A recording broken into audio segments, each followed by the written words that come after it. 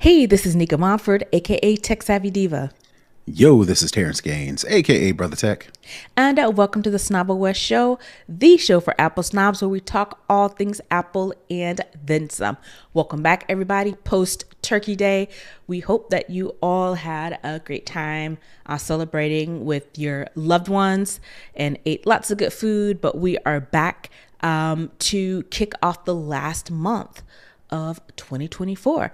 And again, for those of you who have been with us this whole time, new listeners, definitely thanks. And, for the continued support and listening to the show. We have a Patreon members who we lovingly call the Snobbists, and you can head on over to patreon.com/SnobbleWestcast, and there you can sign up to become a Patreon. And once you become a Patreon, you can watch the live show there and also get exclusive content. So what we're going to do is go ahead and kick it off with the lowdown, where we talk all things Apple. So I saw this particular story because when we talked last week about our Black Friday buys, I believe you mentioned that you were interested in picking up a Roomba.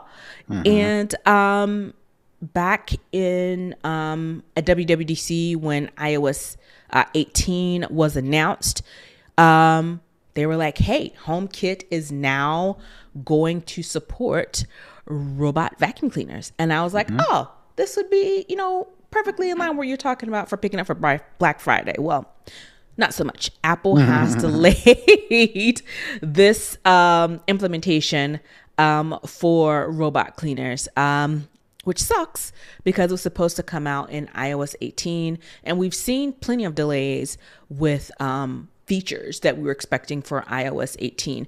I believe we were supposed to get 18.2 this week. Doesn't look that's happening. Maybe next week. Don't know.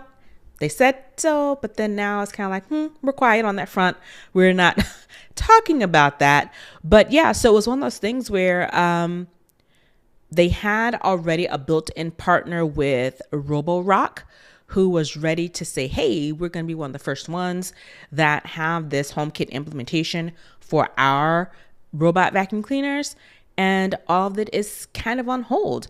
And for this particular integration with the Roomba, I think it's something called iMover or iRobot or something like that. It was supposed to work on Matter 1.2, and we've talked about before how Matter is supposed to be this all-encompassing across multiple ecosystems that allow smart home integrations. And now it's delayed, they say, until early December 2025. Early 2025. I don't know what early means. It's very subjective, and maybe they left it that way because they were like, we don't know. Maybe not. So I think people have been spoiled, right? When WWDC came out and they announced all of these new things for the upcoming software, Apple Intelligence, all the things, right? Including this robot vacuum support. Apple is very careful to not say coming this year.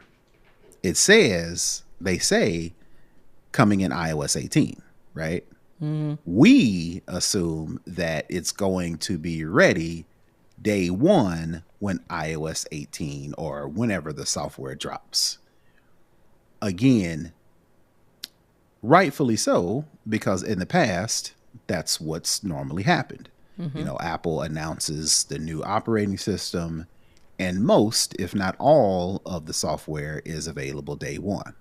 In the past, maybe 2 years, there have been some software or features or products that Apple has announced, and they didn't necessarily come out when people assumed they were. So delayed, I don't know if it's the right word.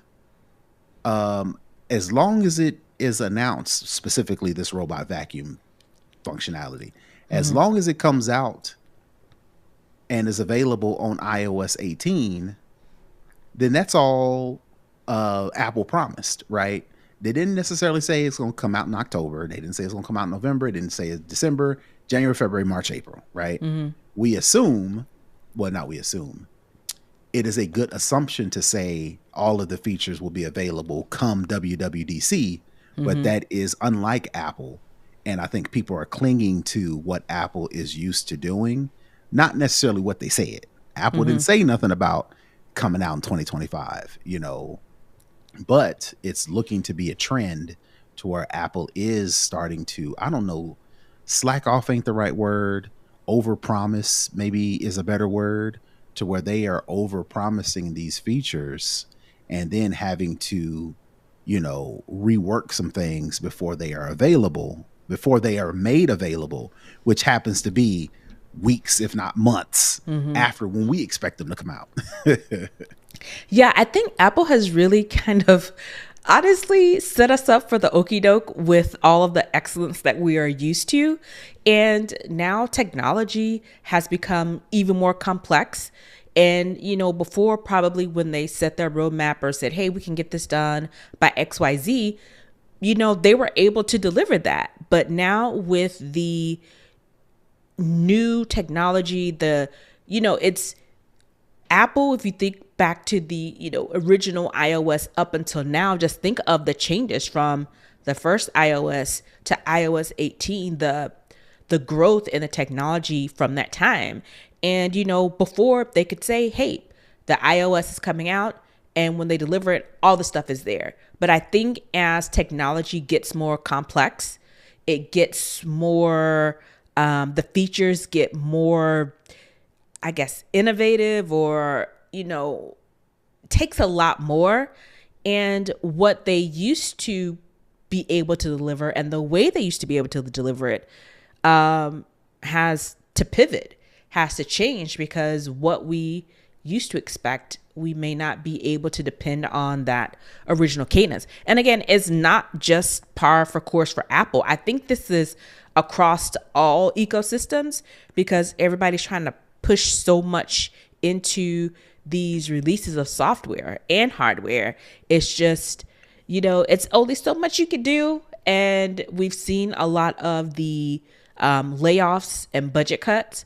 And I think all of that has something to do with it. And like you said, I think we are spoiled. We're used to them saying, this is what you're getting, and we're expecting to get it day one. And Apple is like, you know what? We said what we said, iOS 18, and we're still releasing stuff for iOS 18. So when you get it, you get it, and, you know, Godspeed. So it's one of those things where had high hopes, and I think a lot of us had high hopes for iOS 18. I know people are still complaining about the Photos app, and it's like, I wish I could downgrade. I don't like this. I don't want this. So it's one of those things where you want it, then you get it, and it's not quite what you want, then you roll it back, or things delayed. So it's one of those things where this is the nature of the beast. This is the climate we're in, especially with technology. So you kind of just have to roll with it, because what's the alternative? Not have it? Well, you know, people make their voices heard. Maybe Apple will listen and try something different. But if it ain't ready, it ain't ready. It's one thing for it to not be ready and they push it out and we complain. It's a whole nother thing to make sure it's ready first. You know, people are going to complain anyway. So it might as well just wait until it's ready. Might as well.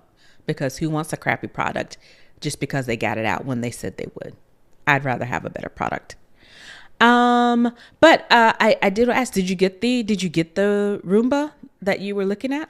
No, we got a car instead. So that kind of, they canceled all the family gifts and all the, you know, household items. You know, that kind of took the precedent. You know, Gotcha. now we're still getting stuff for Christmas, but you know, as far as household items, you know, gifts that really don't belong to anybody, we didn't allocated them funds for something else. They went to a different pot.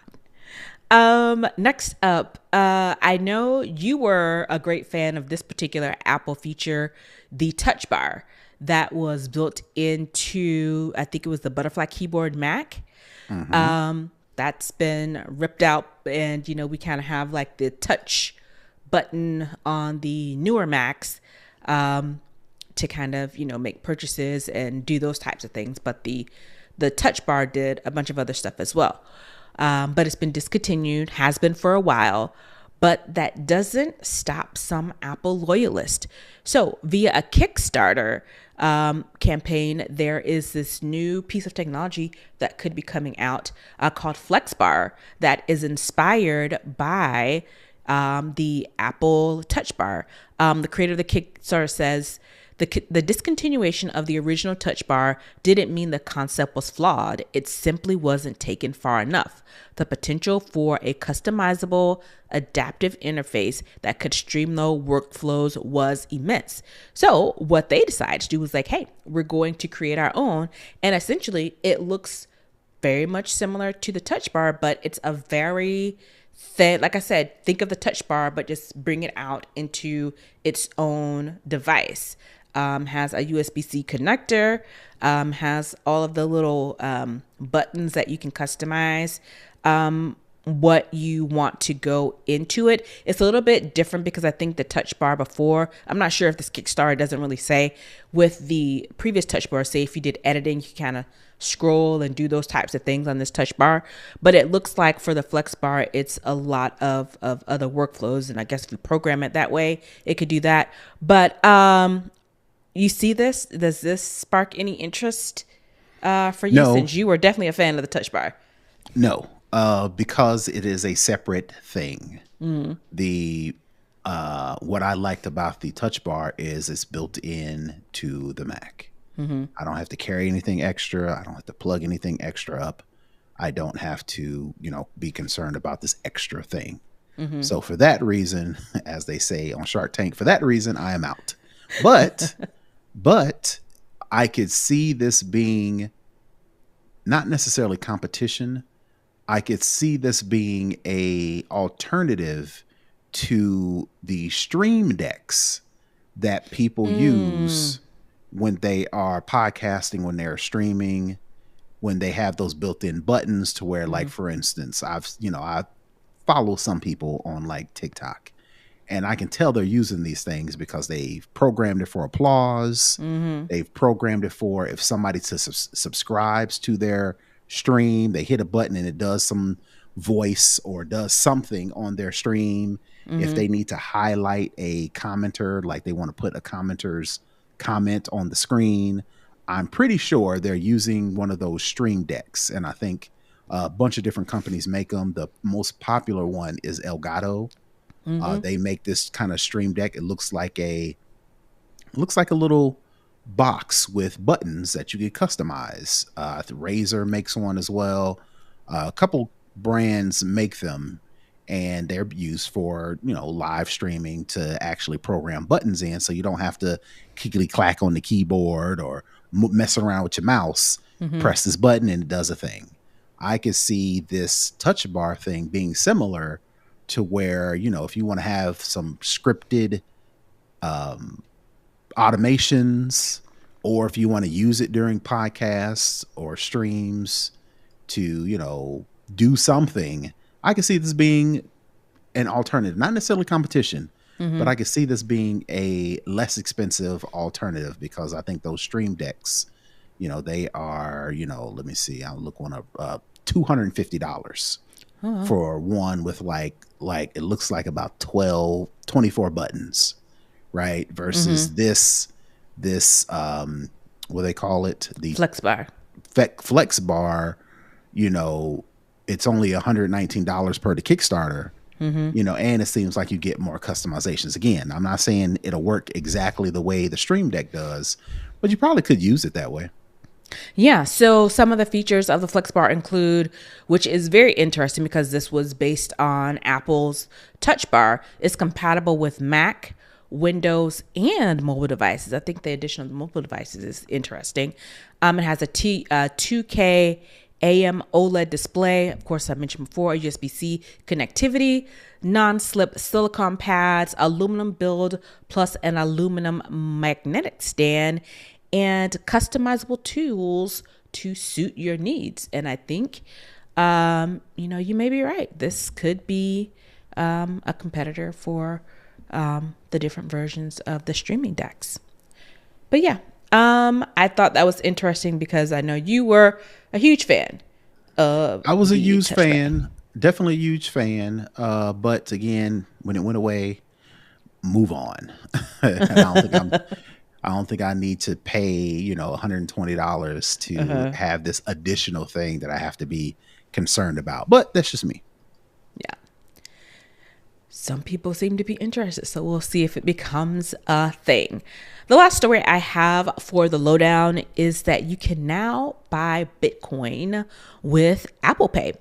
This was a new integration that was just rolled out this past Monday by Coinbase. If you'll remember back in 2020, Tim Cook was doing an interview with the New York Times. I think it was called Deal Something. It was basically an online conference that Tim Cook went and did this, interview with. And at this conference, he says Apple is, quote, looking at accepting crypto through Apple Pay. And he also mentioned that he himself owns crypto as a part of his portfolio. So it sounds like it was 2021. So 3 years later, it looks like somebody's made good on getting Bitcoin through Apple Pay.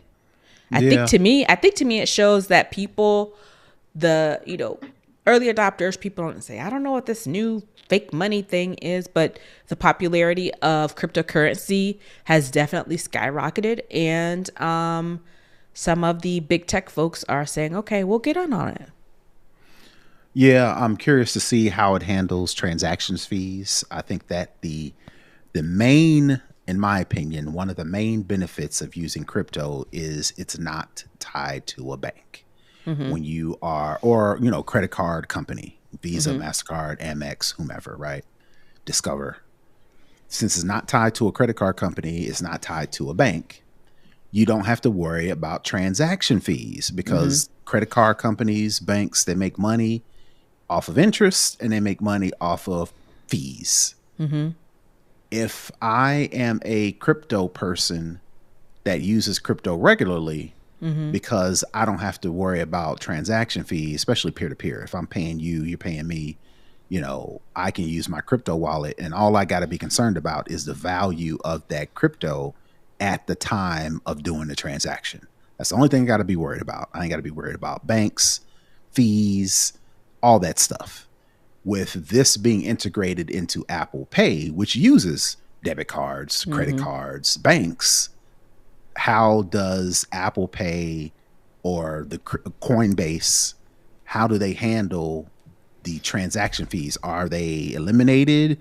Is it eliminated if you're, pulling money from your debit card or your bank account into your wallet to make the transaction? I'm assuming that's the way.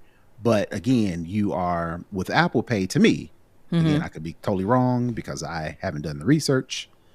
To me, it seems like you're adding the banks, you're adding the people back into the mix when you were trying to get them out in the first place by using crypto. Yeah. So in this article on 9 to 5 Mac, they do have a video link to YouTube to showing with Coinbase showing how this actually works. And, that's basically what it is. You go into the, Coinbase app, you go to buy it and you select Apple Pay, and then the typical Apple Pay window comes up. You can choose whether you want to do it from your credit card, do it from your debit card, whatever the case may be. You do the double click on the side and voila. And it looks like it uses that. So I think to your point, it is adding the banks in, but I think the convenience of being able to use a secure payment that's already within Apple, I think that is probably going to be intriguing to some people, especially people who are heavy into it and buy a lot of crypto. They invest in a lot of crypto. through this process, it may make it a little bit easier. So like I said, it just came out on Monday. So I'm sure as people begin to use it, we'll start to see some feedback from how people use it, if they like it, or if they're just going to go back to their normal way of purchasing. And in this article, it doesn't say if Apple worked directly with Coinbase to get this done, or if it was any type of, with the two companies working together, or if it was just, they have the API and Coinbase, like, hey, we're just going to implement this based on what the current API is. It doesn't really state in this article how that worked. And they specifically said, they can't say for sure if Apple worked directly with them. You could potentially assume that because Tim Cook is so, he said himself that he is into crypto, but you just never know. Him personally being a crypto investor does not necessarily equate to Apple being a crypto investor. But I thought it was very an interesting concept because, again, there's some new crypto out there, I think. I'm not heavily into it, but I've seen people kind of posting about, things skyrocketing and all these things and buying more and more and more. And it's one of those things where it really has, definitely taken off. It's become more, meaning using crypto, buying crypto has become more integrated into our society. So Coinbase is one of the bigger companies into crypto. So I'm thinking if Coinbase is getting in on that, then some of the other wallets or crypto brokers will potentially jump on board as well. So again, it's one of those things where we'll just see how this works out and if people are really into it. So that's going to wrap up the lowdown. We're going to head on over into Second String where we talk all other tech. I saw this and I do want to talk about it, but I think I have larger concerns because I'm not sure how this has worked. So Meta, aka formerly Facebook, wants to use nuclear power for its data center. So Meta's confirmed that it plans to use nuclear power to fuel U.S. data centers. As you can imagine, to mine this data, to run these data centers, it takes a huge amount of power to keep everything online and up and working at full capacity. And a lot of these things are on HPCs and just like churning. And so it appears that nuclear power is a way to fuel this that is going to give them the efficiency and the usage that they expect. The company announced that it's accepting proposals from nuclear engineer developers to work on this project with the goal of adding between 1 and 4 gigawatts of nuclear energy capacity. Those words put together, okay. I never heard of them. But yeah, 1 to 4 gigawatts of nuclear energy capacity starting early 2023. And I'll have to put the link. I thought it was in here.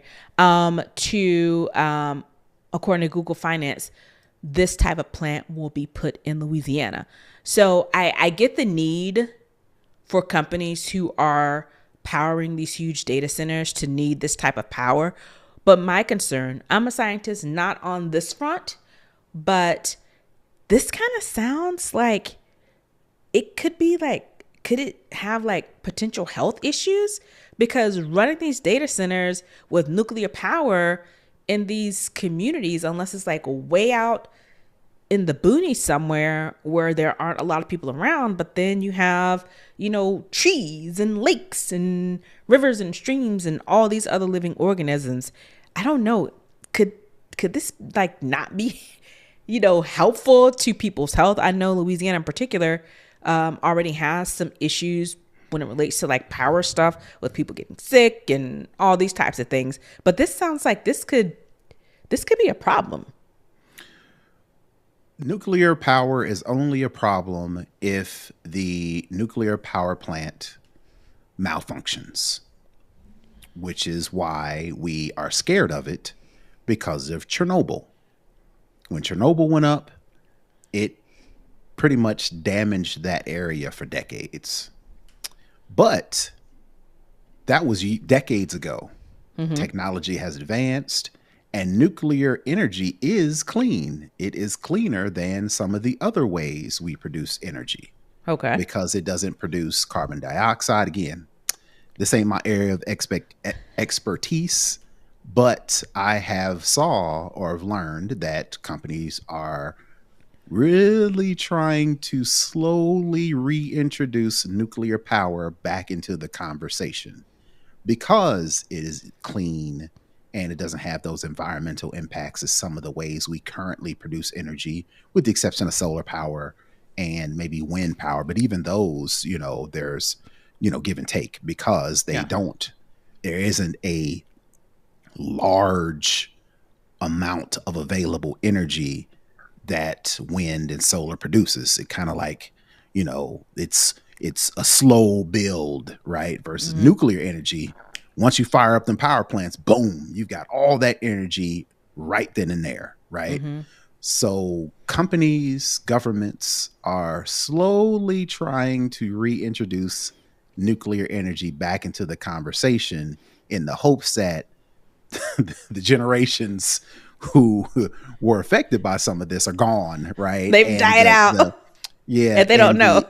And the bad mojo around nuclear energy is gone. Then they can say, all right, and then especially for Meta for companies like Meta to have that conversation, that to us is like, oh, if I want Facebook to keep running, or if I want Instagram to keep running, or if I want Threads or WhatsApp or MetaQuest and all the different all the different subsidiaries of Meta. If we want those to run better and we want to stay on Facebook and we want to make sure we are influencers, then okay, well then that makes sense. I want social media to keep running.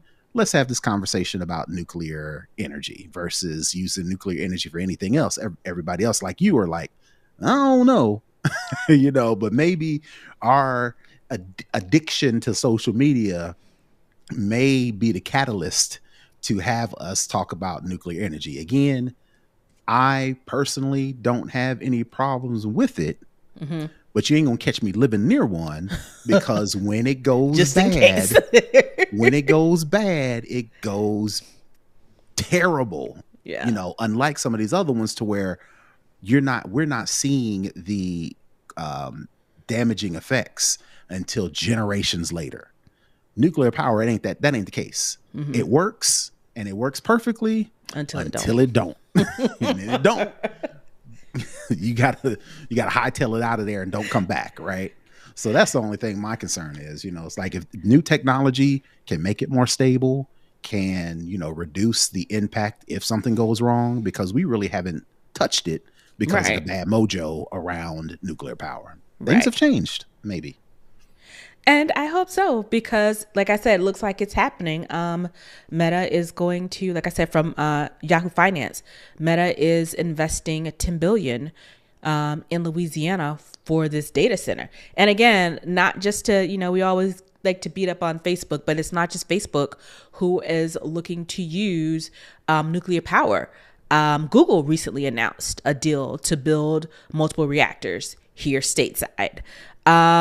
With this thing, a goal of adding 500 megawatts of nuclear power. So Google is thinking about adding 5 megawatts, while Meta is 1 to 4 gigawatts. But you got to be careful because it's in Louisiana.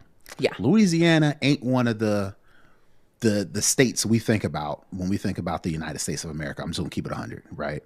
Yeah. Now, everybody is with stable. Everybody is with nuclear power when it's off in some state we don't care about.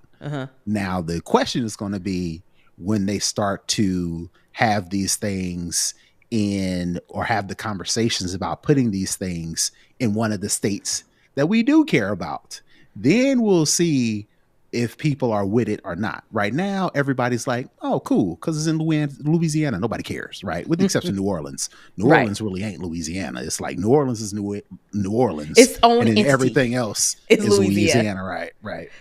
Yeah. So we'll see how the conversation goes when we start, if they start doing this and want to put them in more of these populous areas, or, popular areas, I should say. Yeah, Microsoft also wants to said that they want to revive the 3 Mile nuclear island plant. The 3 Mile Island nuclear plant. And guess where this is? It's in Pennsylvania. So they're cool. See. As long as it's not near Philly, people might be all right. It's like, hey, it's kind of out there. Not near things that we care about. So again, I say that to say that Meta isn't the only big tech company who is looking into nuclear power. Google, Microsoft, and I'm sure some others are as well. But again, I'm going to take your word, kind of the thought, the logic that you have behind it is, the slowly introducing. Because like you said, when I see nuclear power, I think, boom. And like, oh my God, we're going to have kids with 4 arms, 3 legs, an extra ear in the forehead, those type of things. That's where my mind goes. And if they've been able to clean up the technology and improve it, then, hey, that's great. And like you said, it works until it doesn't. And yeah. Okay. I don't know what's going on. My Apple Watch is doing something weird. So I guess again, another of those things, well, time will tell. We'll see how this works out. And again, I would not want to live in one of those states where they have one of these things. Please don't bring that here to Georgia. We got enough problems. We don't need those two. We still trying to figure out what happened with the chlorine explosion. Nobody's talking about that. So let's not bring any other irritants down here to the Peach State. All right, that's going to wrap it up for Second String. Let's head on over into For the Culture, where we talk about what's going on around us. I actually had this article to talk about in Second String, and then I saw the data center nuclear power story. So I was like, you know what? This actually could go in For the Culture. So Amazon is being sued for alleged Prime delivery disparities in 2 majority Black DC neighborhoods. So the Attorney General of DC, Brian Schwab, is suing Amazon for what he says is excluding certain zip codes from enjoying Amazon Prime's speedy delivery. He's saying back in 2022, Amazon stopped using its in-house delivery systems for wards 7 and 8 while still charging those customers the same amount for Prime subscription. And that's the important part. Yeah, they aren't getting Amazon deliveries from Amazon. It's through a third party. Well, and not only that, they're being paid, they're not really getting the benefit of Prime, but they're still paying for Prime. Right, because with Prime, you're supposed to get it in a day or 2. Right. If you're not using Amazon Prime trucks and you're using UPS, USPS, you get it whenever they say you're going to get it, which may not be 1 day or 2 days, what's the point if I'm paying for 1 day or 2 days? I might as well just do it regular Amazon. Right. Right. And so according to this article, Ward 7 and Ward 8 are 83 and 82% Black respectively. So like you said, in this suit, it's saying that instead of Amazon using Amazon Prime trucks, they relied on UPS and USPS, which is the regular post office, to make these deliveries. And this lawsuit is saying a decision that resulted in longer delivery times, obviously because you're not using Prime trucks. So he says that only 24% of the packages to these wards were delivered within 2 days. And he's also alleging that Amazon did not notify anybody in these 2 zip codes, wards 7 and 8, about these changes. So one, they are paying for Prime, but they aren't getting Prime deliveries. They're getting deliveries that are delayed than what they should be getting. and only 24% of the packages were delivered in the quote unquote prime delivery times. So, why is this in for the culture? It's interesting that this seems to be happening in Black communities, and this isn't the first time that Amazon has been sued for this. It also happened in Boston's Roxbury neighborhood, Chicago's South Side, and in the Bronx. So it's basically saying, hey, it seems very interesting that you're taking this approach, but only in predominantly Black, predominantly urban neighborhoods. So here's the thing. My guess as to why Amazon is doing it this way. My guess, again, this is just a guess. My speculation is that Amazon trucks give off a different, what's the word? It's recognizable. Different attention than a mail truck and a UPS truck. When people see an Amazon truck, they think gadgets, they think electronics, they think technology. That's the stuff that if we steal it, rob it, take it, we're going to get the most money versus following a UPS truck. Who knows? It could be a mattress, right? People order mattresses on Amazon. Yeah. Right. People order lotion on Amazon all the time. But when you think Amazon, you think gadgets, you think electronics, you think technology. That stuff can get more money. So, right. Again, total speculation, total guess. But Amazon is like, all right, we want to limit the attention that our packages are drawing specifically in these areas, because I'm pretty sure Amazon has ran the numbers, got stats, and say these are the trucks that's getting robbed more, right? Let's just put it out there. So Amazon's like, all right, well, what we're going to do is we're going to disguise our Amazon packages and put them in regular post office and put them in regular UPS. That way, we can maybe see a reduction in the theft and whatever the case may be, right? Again, from a straight stats point, I could see that being the case. Again, the problem with that is people in these areas are still paying for the service that you claim that you are providing them, but you are not. Now, if you're going to do the stats and make it a straight, it doesn't matter about color.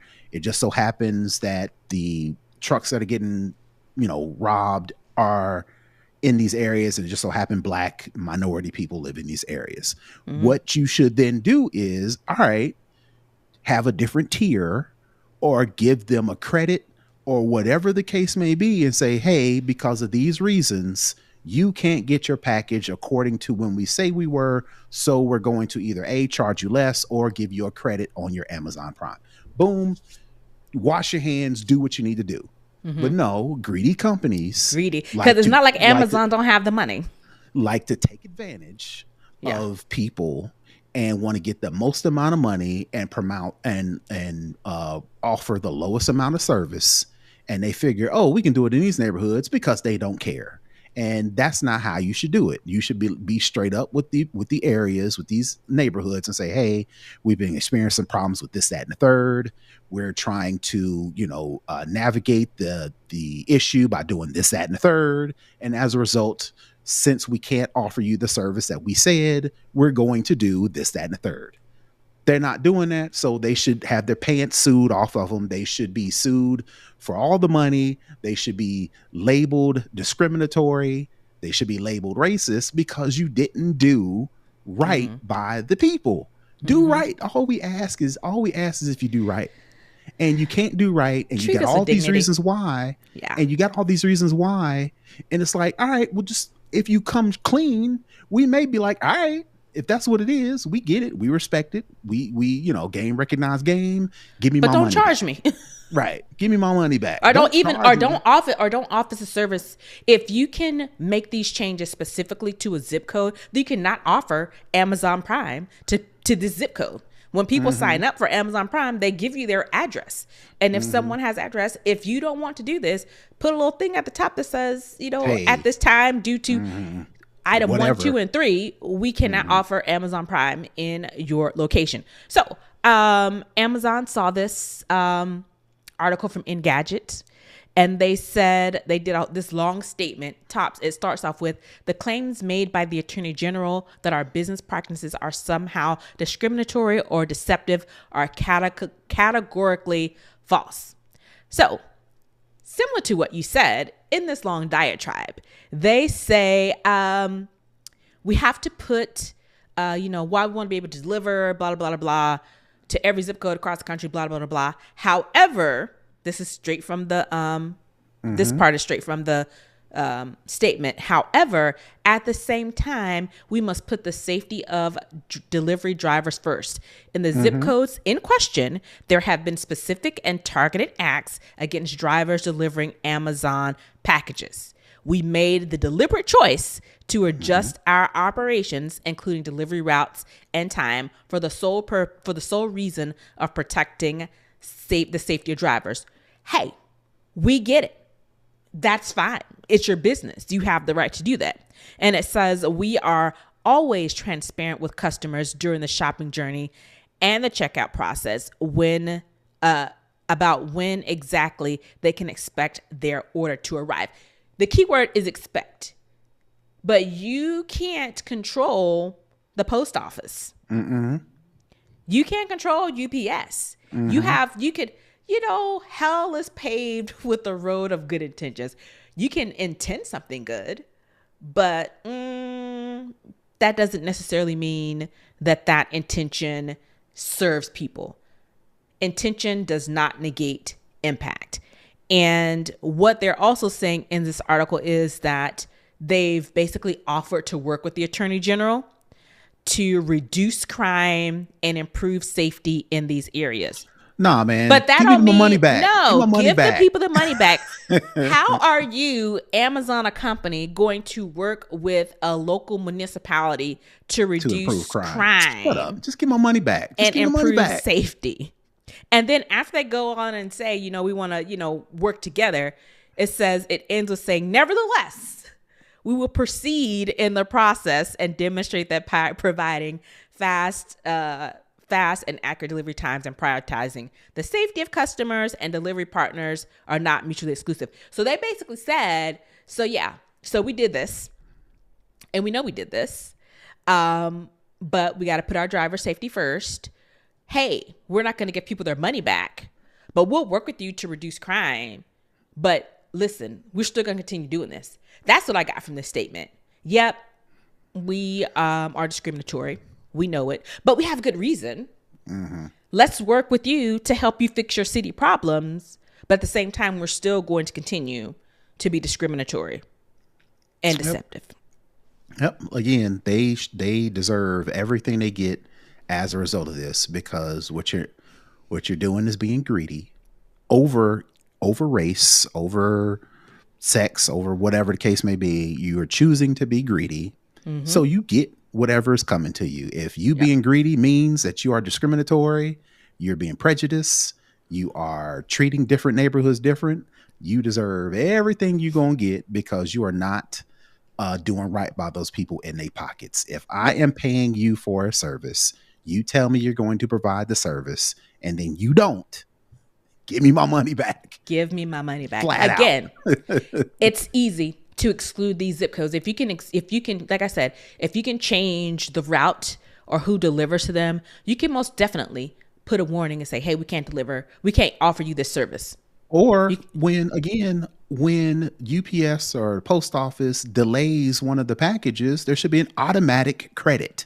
Not of all the money. I ain't saying give them all the money back, but whatever the calculation, the equation is. Give me, whatever. But just put don't a little be something like, on it. just don't be like, what are you gonna do? Oh well. Yeah.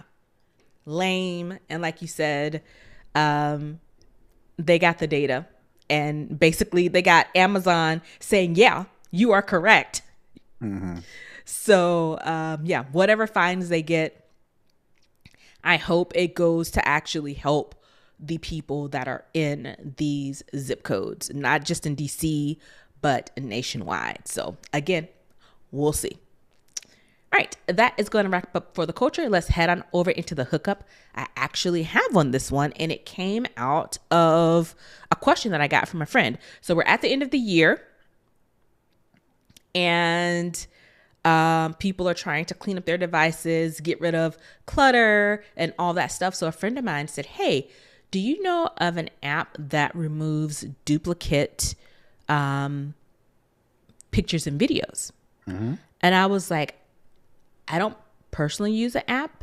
I'm sure they're out there, but I was like, you don't necessarily need it. So my tech tip of the week is, if you go into your Photos app, if you're an iPhone user, and you scroll down to, if you are using iOS 18, you can scroll down to utilities, and there's a folder called duplicates. If you're not on iOS 18, if you're on something earlier, you can go to the photo apps, go still pretty much the same thing. Go to the photo app, go to the tap on the albums, because again, photo apps is a little different between iOS 17 and iOS 18.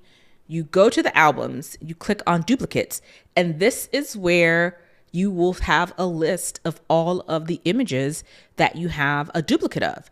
You can either merge the multiple duplicates and have one file and keep it, or you can do basically a select all and mass delete them. So it's up to you, and it's an easy, natively built-in way to handle duplicates of images and videos on your iPhone. And look at that. Everybody's complaining about the Photos app, but nobody wants to promote the good things. The good things. Again, this is one thing you can use without a separate app. There are a bunch of different apps out there that can do it. Or use the one that's free, or the one that you paid for when you bought the phone. Right. Already there. Just scroll down. That is going to wrap up the show for this week. Brother Tech, where can the people find you? Sure, you can find me all over the internet at Brother Tech. That's BROTHATECH. And you can find me, Tech Savvy Diva, pretty much everywhere on the internet. And with that, we're going to wrap it up. Before we get out, we definitely want you to be able to connect, to comment, to share, to support our show. You can head on over to snobwestcast.com to find out our socials, the link to our Discord, where you can listen to the show and where you can watch the show, and all of those other details. So with that being said, until next week, we'll see you guys. Peace. Bye, everybody.